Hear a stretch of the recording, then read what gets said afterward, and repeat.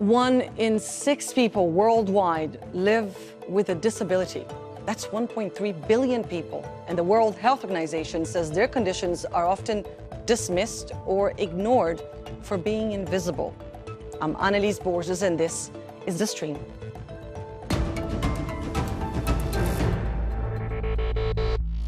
J'ai un handicap invisible et je me fais constamment agresser aux caisses des supermarchés. Donc je fais la queue à la caisse prioritaire. Il y a une dame avec sa fille enceinte qui veut passer devant moi et me dit on est prioritaire. Mais moi aussi je suis prioritaire. Elle me dit vous avez la carte? Ah mais on donne la carte à tout le monde aujourd'hui. 2025, on va choquer les gens. Du coup, j'enlève ma prothèse, je la mets sur le tapis. Je lui dis on fait comment? On fait comment? Elle me dit oh, mademoiselle, mais je suis désolée, mais ça se voyait pas. Mais faut commencer à se mêler de ce qui vous regarde. Je l'ai déjà dit et je vais le redire. Handicap, ça veut pas dire baver ou forcément être en fauteuil. J'ai le droit d'être en talons, mimi et de pas avoir de jambes. Je n'ai pas un bustivier. 2025, pas de ralentir. Vous m'embêtez aux caisses?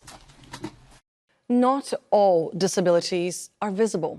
Autoimmune conditions, chronic illnesses, and even depression and anxiety can alter one's relationship with others and their experience of the world around them. And living with an invisible disability comes with unique challenges. Beyond managing the impairment itself, getting a diagnosis can sometimes be a long and difficult journey.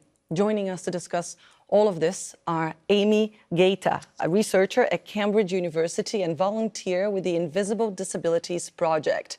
Sofia Kleantos, she's a disabled rights campaigner, and Efe Chamay, an architect who's focusing on accessibility. Thank you all so much for your time. Thank you for being with us here on the stream today. Amy, can I start by asking you, how does your organization define invisible disability? Is there one definition for what it feels like a multitude of conditions and realities? Thank you for that question. We define an invisible disability as a physical or mental difference from a perceived norm, which may vary culturally, politically, socially, depending on your medical framework, and a disability that's not immediately apparent. And that's very important. So in some ways, we don't love the word invisible. Because the more you spend time with someone, let's say someone who has epilepsy or diabetes or depression, that disability does become visible in various ways, whether that's through their access needs, whether that's through their various patterns of speech or various kinds of habits. But we hold on to invisible because we want to recognize there's an immediate difference between someone on the street who has, say, a wheelchair or a hearing aid, and that person is immediately recognized as disabled, which does change the way that they experience the world and the way they're treated in it, versus someone who has an invisible. Thank you so much for clarifying the difficulties in using the word invisible. I think it's very important. I wanted to know also very briefly if you can list some of the areas of focus of the Invisible Disabilities project that you are part of. Absolutely. We primarily focus on training employers who have a strong interest really in trying to understand what kind of structural interpersonal changes they can make at their organization to better accommodate different kinds of employees with different kinds of access needs. And we've also worked quite a bit with schools as well. So we're thinking about, major institutions in society that, if left inaccessible, can have, dire impacts on someone's capacity for social mobility, employment, and generally just to live on a daily basis. And contribute to society, absolutely. Sophia, is that a bit of your focus as well? Can I ask you about your work in terms of being an advocate, but also if this is a journey that is personal, a personal fight to you? Yeah, thank you for the question. I would say that one of the key things about living with a disability, I live with physical and invisible. And what happens is that it's important to look at the social model of disability. So a lot of my work focuses on working with DPOs, which are disabled people's organizations, which are run by and for disabled people. And it actually means that we look at what is society's impact. So we say that a disabled person, so we have impairments, so like a mental or invisible impairment. but it's actually society that disables us. So it's looking at what are the societal barriers. And the social model kind of says we're focusing on things like attitudinal barriers, physical barriers, political barriers that exist in society. And for me personally, I have both invisible and physical disabilities. So I actually use a walking stick. So as Amy kind of pointed out, that there'll be days when I don't have my walking stick. And so it's perceived that I'm either not as disabled or disabled in that capacity. And living with any disability means that you can have very different kind of days, hours, minutes even. So I think our understanding of disability is something that needs to be improved upon, in that disability isn't this kind of constant experience. It's very much in flow, in flux. I myself am what's called dynamically disabled. So I have different experiences every day, every minute. And I think that's something that sort of needs to be highlighted. Like, I'm a trustee at an organisation called Inclusion London, and we sort of focus completely on the social model, whereas the medical model looks at the disabled person is the thing that needs to be fixed, whereas we look at societal barriers need to be fixed. And so that's kind of what it is in a nutshell. Every individual disabled person has a unique experience. And so speaking to one person with an invisible condition actually doesn't give you the full picture. We have to have a very person-centered approach to every part of supporting and working with disabled people. Thank you so much for that. And thank you for this concept as well, in terms of people have impairments, but society and the barriers that this society imposes is what makes people disabled. I think that is very strong. Efe, can I ask you about your personal journey, particularly one incident about 5 years ago, and whether that has shaped you and your work? Yes, of course. So just for some context, I'm an architect now qualified, based in London, and to qualify as an architect is about 7 years in the UK. So around midway through my architectural journey, I was involved in a hit and run that crushed my lower right leg. So I went from being able-bodied to disabled, and that already is quite a hard psychological adjustment. So it's only in the past year or so that after qualifying, I've been made aware of how unaccommodating architecture and the design of spaces, be it public or even just furniture, how inaccessible a lot of things are. So I'm at the start of trying to work to improve disability design and accessibility design. And we're going to ask you more about that. Thank you for sharing your personal story with us. First of all, we really wanted to have your voices as part of this conversation, because we believe that is crucial in order to understanding and actually learning more about just how multi-layered it all is. As we said at the start, there is a multitude of conditions, and even getting to the bottom of one's condition can be difficult, and for many, a very expensive journey. Take a look. Something I wish more people understood about chronic illnesses and disabilities is that it's not as simple as just going to the doctors, giving them our laundry list of symptoms, and having them figure it out and give us accommodations and treatments that'll actually work. Firstly, it takes ages to pick through the weeds and find a doctor who's actually understanding and willing to write referrals to the people that you need to see.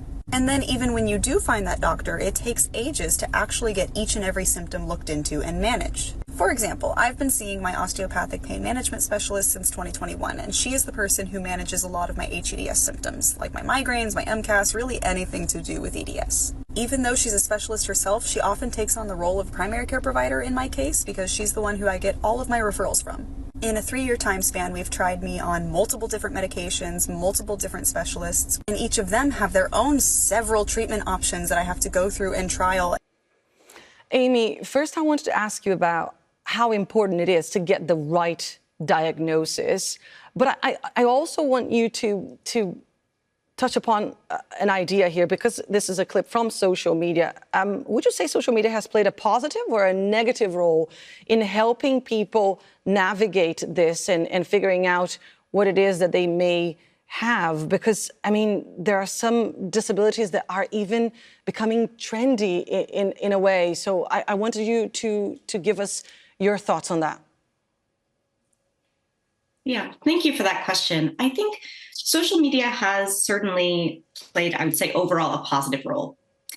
And I say that understanding that there are also some dangers with social media, especially the spread of misinformation when it comes to various diagnoses. But overall, I think, especially touching on what Sophia said, I mean, one of the most important things about the social model is that it values the knowledge of the disabled person versus the medical model, which prioritizes medical model over the disabled person. And I think what's been very important about social media is it's created all these kinds of communities where disabled people, for whatever reason, who would never interact with one another, can now share their experiences. And this was very important in the early days of the COVID-19 pandemic, in particular, when you had many disabled people who had experience being immunocompromised, wearing masks, having to shelter, and they could share that knowledge with other people. And so in that way, I think it's been quite important. And it's also allowed for these kinds of affinities where people who grew up never thinking of themselves as having a neurodivergence or any kind of mental difference or any kind of physical difference can now perhaps see their experience reflected in another person. And of course, this comes with dangers. What I usually advocate for when it comes to diagnosis is having kind of multiple points of affirmation, of not limiting yourself to just thinking, oh, my experience aligns with my social media feed, which is very algorithmically curated and not to be immediately trusted as a valid source of knowing you. But then also thinking about your medical experiences, your personal experience, talking to people who really know you very well. So you're not just relying only on your own knowledge, but having trusted sources of information. And I find that can be really helpful to have a more holistic picture of who you are. It's an important journey, isn't it, in terms of also empowering someone to identify, if they want to, as someone who is disabled, and then trying to go and seek potentially for the help and the kind of support that they might need. Sophia, this journey, however, can be made incredibly difficult, and I'm talking about, I'm focusing now on the journey in terms of like seeking help and support. That journey can be incredibly difficult, also because of insurance companies. What have you learned, either from your experience or from the experience of others, in terms of just how dismissive sometimes these organizations, institutions can be? Yeah, it's a really good question. I would say one of the key things is that when we look at, for example, the diagnostic pathways, as Amy sort of mentioned, they often follow the medical model. They don't look at kind of societal barriers. They don't look at kind of how an organization or a group can kind of improve a disabled person's experience.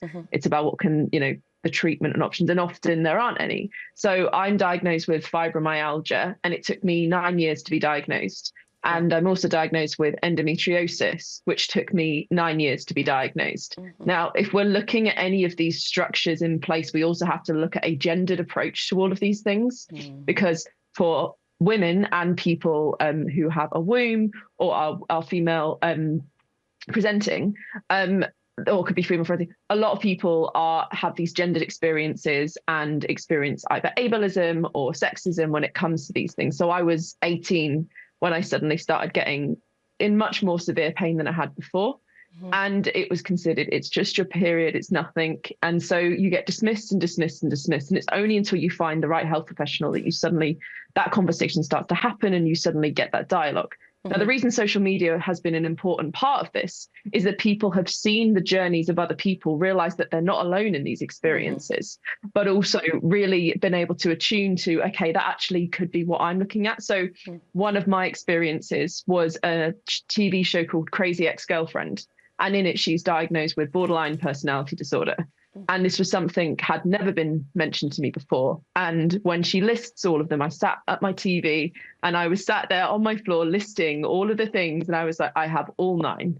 And suddenly things clicked. But it wasn't the thing that made me go, I definitely have this. I had to go through a process. So I think that's really important.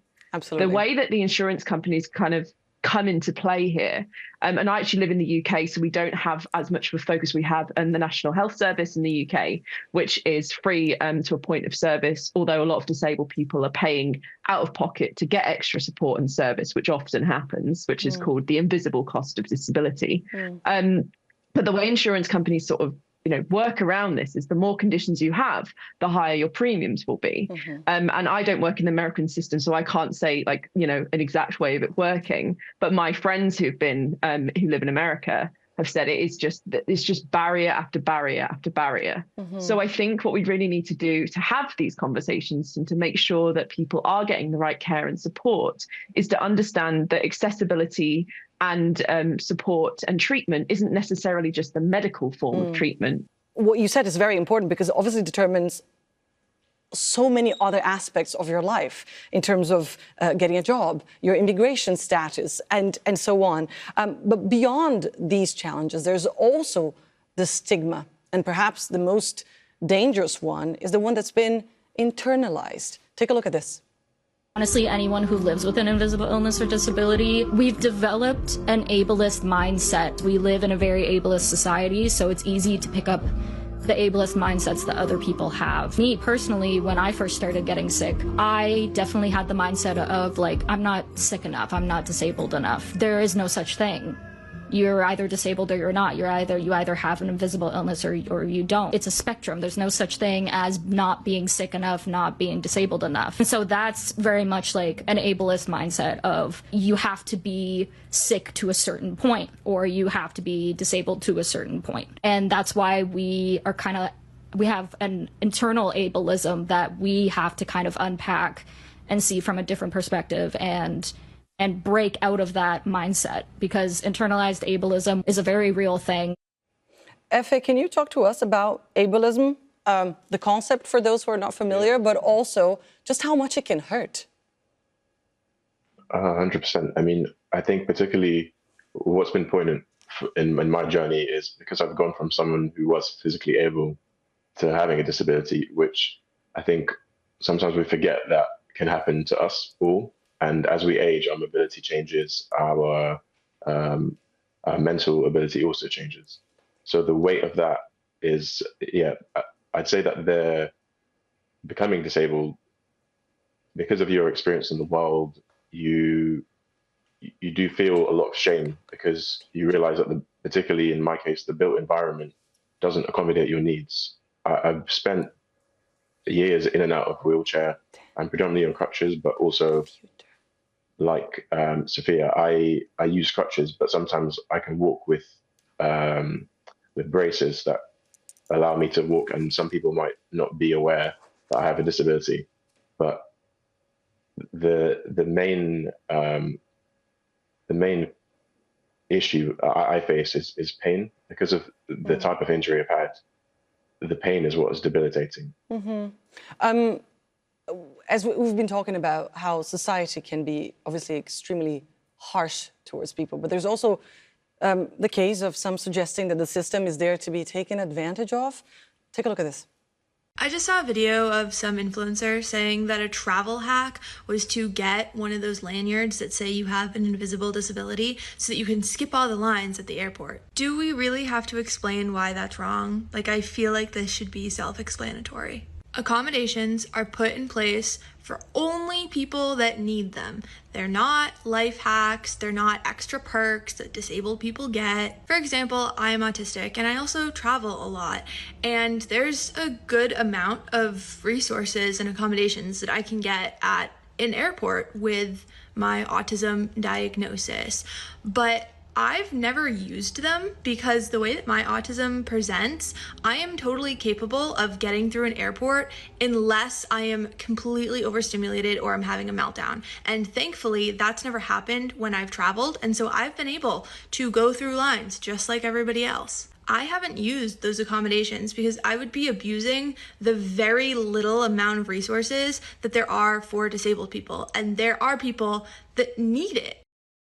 Amy, I'm going to put this question to you because during our chat before the show, you said something along the lines of how important it is not to focus on a minority who actually try and cheat the system in a way or another, because that is really a tiny minority. The vast majority of people are actually just trying to actually get their conditions recognized. I wanted to talk to you about that, but also looking ahead, how can we do better? What should we be focusing on now as a society in terms of not helping but aligning ourselves with people who identified as disabled? Yes, thank you for that. There is true that the myth of the disabled figure is very old, and it's very long, and it is often weaponized to justify the cutting back of resources or justifying an increased surveillance or procedure of who can actually apply for these resources and who actually gets them. And that just puts more and more onus on the disabled person who's already overburdened with administrative tasks, just to justify their existence and their needs. So I think we need to be very wary about those stories of people taking advantage of accommodations or access resources. Sophia, we're almost out of time, and I really want to actually give me a little bit of your hopes and dreams for the future in terms of, again, what we can do to do better as society. You all mentioned the fact that it's not one condition, it's not one experience, and it's a multitude of symptoms depending on the day. But obviously, governments and companies need to kind of have certain hard lines, right, in terms of defining things in order to speed up the process and function. How can we reconcile the two? What can we do to protect people and to help people and to make them part of society? Yeah, I think there can be a danger here sometimes when we're sort of looking at how do we define disability. It's one of those things where, for example, one of the ways that we talk about disability in general is that if you want to have like policies or pieces of work that really fully are accessible and have disabled people in mind, it's really important to make sure that you have a co-production model, which is essentially where disabled people are part of the whole project, the beginning, the structural aspects, the implementation. To make sure that this is truly accessible. Right? Nothing about us without us, exactly. So the UN and Convention on the Rights of Disabled People sort of states this, and it's really fundamental because any piece of policy, we can clearly see a piece of policy that has been done without disabled people in mind or without disabled people's organizations being involved. Absolutely. And I want to bring Efe in for one final word. What will you be focusing on in terms of crafting this new reality for everyone to feel like they are a part of society? Well, it's exactly as Amy and Sophia said, that typically architects can not work directly with disabled people when they're designing spaces. And again, architects typically refer to things like building regulations, which sets out accessibility requirements. So in our world, someone in a wheelchair is what you use to design. But because it's so much more nuanced than that, there's so much lost. And sometimes it can be really performative, where you design a space because based on the ramp, for instance, but there's so much lost in that. So I recently attended a talk from Josh Boyce from the Disordinary Architecture Project, and they released a publication that explores exactly that, different abilities, different disabilities, and how architects and everyone who's involved in the built environment can be a bit more sensitive to design in a way that actually works for one. It's not just a tick box exercise, which I think is definitely a step in the right direction. And we'll be definitely watching your work as well and following all of you in the next few years to see if we can improve the world together. Efe, Amy, and Sophia, thank you so much for your time. Thank you for being part of the stream today. And thank you all for watching. Stay in touch with us online. You can use the hashtag or the handle AJStream to connect with us.